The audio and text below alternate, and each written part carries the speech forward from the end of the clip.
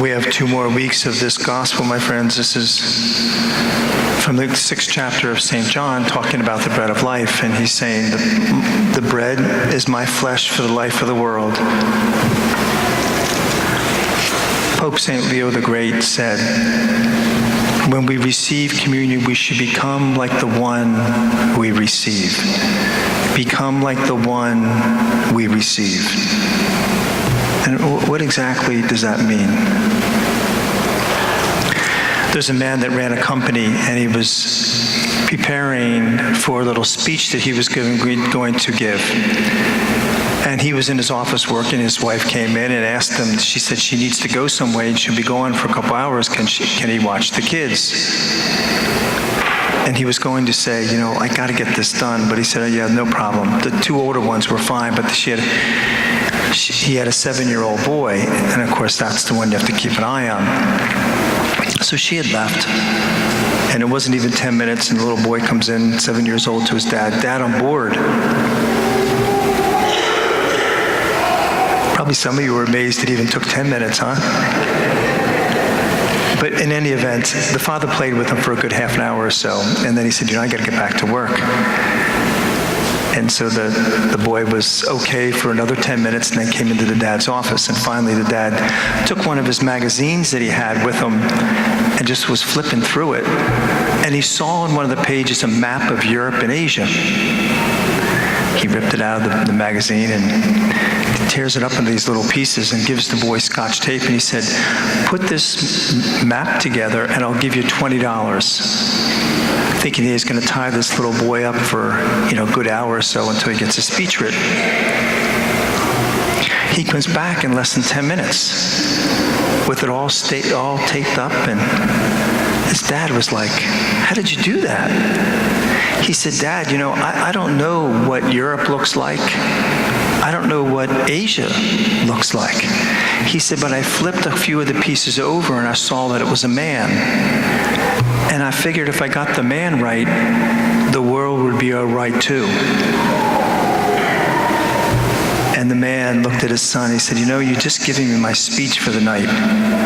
If you get the man right, you get the world right.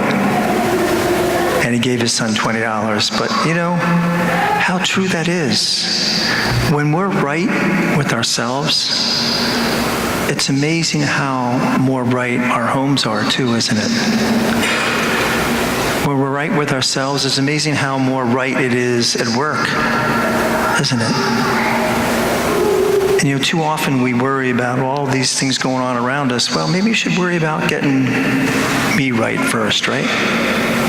And that's what it means to become like the one we receive. Bill and Ralph were both elderly gentlemen in their 80s and best of friends. They were early widows. Bill's wife died a little later, but Ralph's wife died at the age of 50, and this was Bill writing a letter after he just came back from the funeral of his friend Ralph. Bill was a college professor, had 1 child, completely different than his friend Ralph. Ralph was a dairy farmer, had 5 kids, was a cabinet maker. And he said Ralph would do anything for anyone. Would do anything for anyone, he said.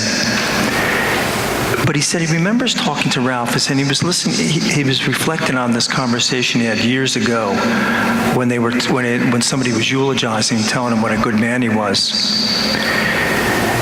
He was saying that when his wife died at age 51 and his kids were a little smaller, he said his life was he said it felt like it was falling apart. He said, my best friend companion, just passed away, and he said, I didn't know what to do. So he said, I came to church to find another companion. And he was talking about receiving communion, is what he was talking about. And Bill, being a college professor, thought that was interesting, coming to communion to hear that he needed to receive a companion. That word companion comes from 2 words from Latin, cum panis. Cum, you Latin people, do you know what that means? Right, with. Very good, Jared. Do you know what panis means?